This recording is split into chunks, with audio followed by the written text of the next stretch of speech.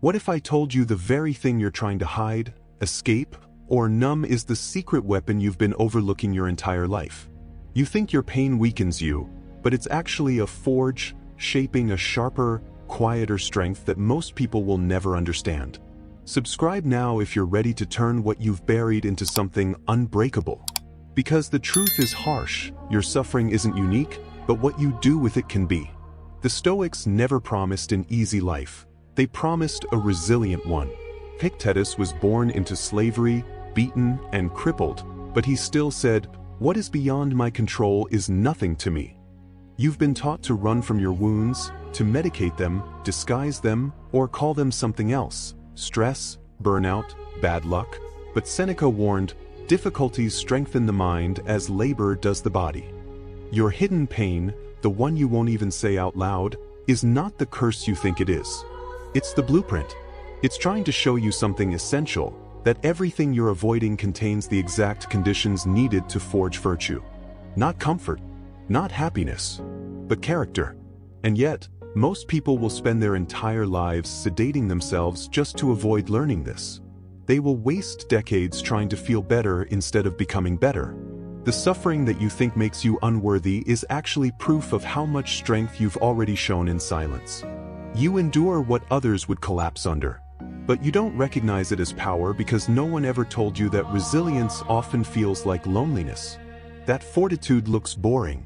That becoming stronger usually means being misunderstood.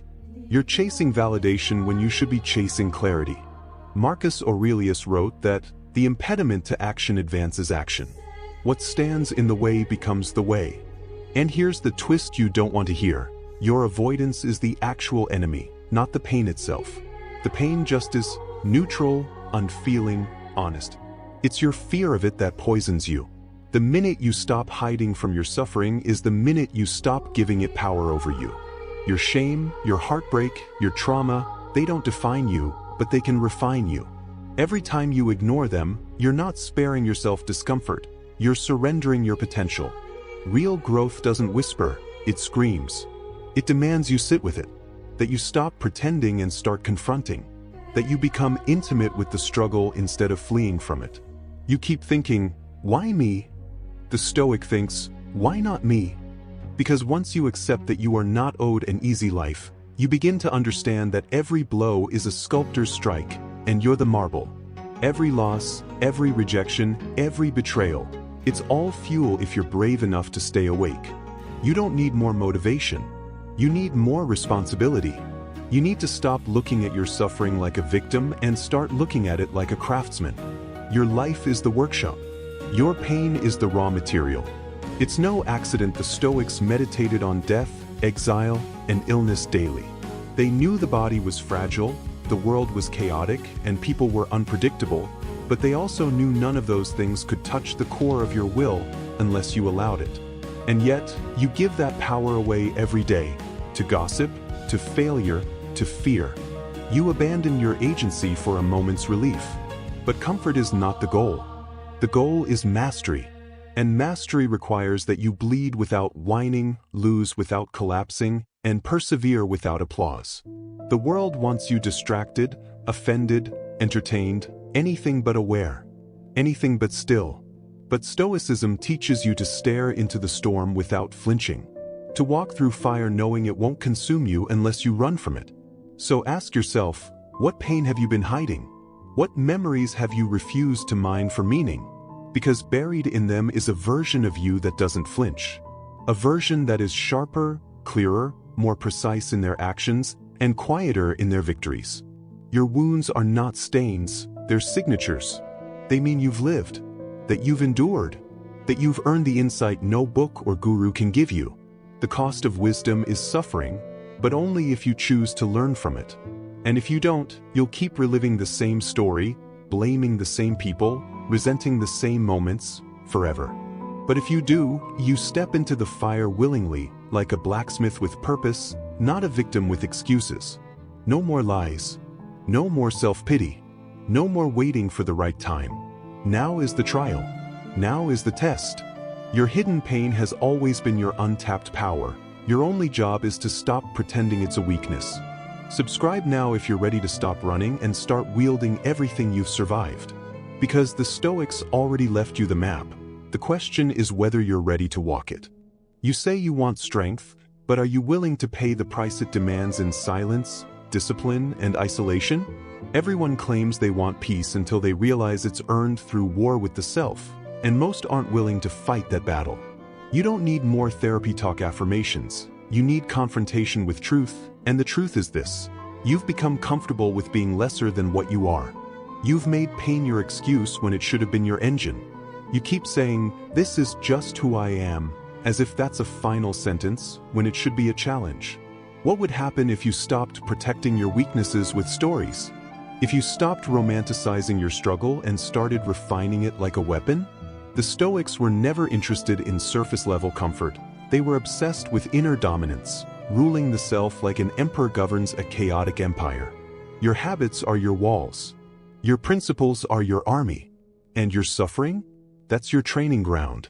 Marcus Aurelius endured constant war, plague, betrayal, and death, not just once, but continuously, and he still wrote, "You have power over your mind, not outside events. Realize this and you will find strength." But you keep waiting for life to let up. It won't. Pain isn't a visitor, it's the terrain. Your job is to build your fortress on it, not apart from it. You've been conditioned to believe healing means feeling good, when in truth, healing means transforming pain into fuel so that it serves you instead of enslaving you. That's what the Stoics did. They reprogrammed agony into endurance, rejection into resolve, loss into lucidity. And they did it without anyone clapping for them. Because here's another uncomfortable reality. If you need to be seen to feel valuable, you're still a prisoner. A Stoic lives by internal scorekeeping. If your effort rises and falls based on applause, you're not living by reason, you're addicted to approval. That's weakness disguised as ambition. It's not that you shouldn't want recognition, it's that you should never need it. Seneca wrote, "It is not the man who has too little, but the man who craves more, that is poor." And the same applies to validation. When your identity is stitched to others' opinions, you're rich in ego but bankrupt in virtue. So why does this matter? Because your hidden pain is quietly guiding every decision you make. It's shaping your avoidance, your insecurity, your bitterness. But if you drag it into the light, if you name it, stare it down, study it like a tactician studies the enemy, then something miraculous happens. It loses control over you. It becomes raw data, not destiny. Pain only multiplies when it's hidden. But when you dissect it, it becomes instructions. A personal doctrine. This is what the Stoics did every morning. Wake up, examine their mind, list what they feared, what they resented, what they desired, and then strip it of its teeth.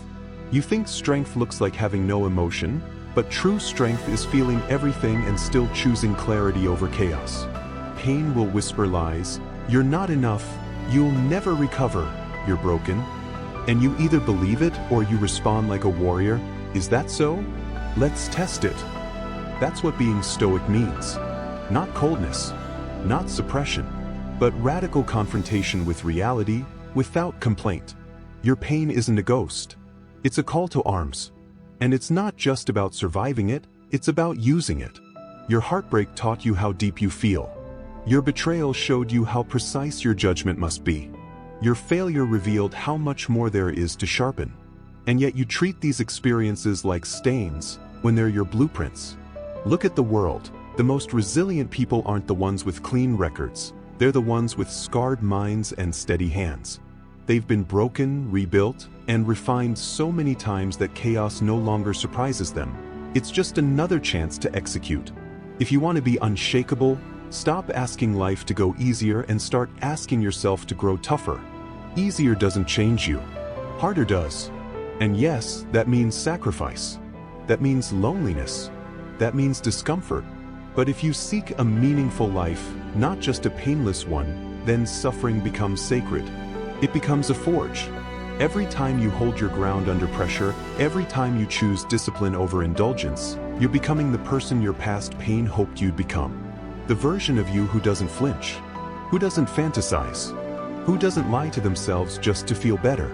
The Stoics didn't wait for peace. They built it within, piece by piece, virtue by virtue, breath by breath. And that's the warning buried in this reflection. If you don't alchemize your pain, someone else will weaponize it against you. The world is not soft. It's not built to protect you. It's built to reveal you. Your only real power is choosing what you do with what happens. And right now, you have a choice: to stay numb or to get to work, to keep pretending your wounds make you weak, or to start training them into wisdom. This isn't about being perfect, it's about becoming undeniable. Becoming someone whose strength is built so deep it doesn't show off, it just shows up. Your hidden pain is the oldest part of you, the part you've kept buried, hoping it would just decay. But it won't, because it's not dead, it's dormant, waiting, watching, begging to be used. And the longer you ignore it, the more power it steals from your future. But if you're brave enough to face it now, today, not with excuses but with strategy, not with emotion but with logic, then you become dangerous in the best possible way. You become someone who isn't ruled by history but redefined by it. That's what Stoicism offers, not a shield from life, but a sword to carve through it. So pick it up. Enough hiding. Enough hesitation. Turn your hidden pain into visible discipline, into public purpose, into quiet, terrifying strength. Subscribe. And share this with someone who's been running from their own power. Because the time for hiding is over, and your war begins now.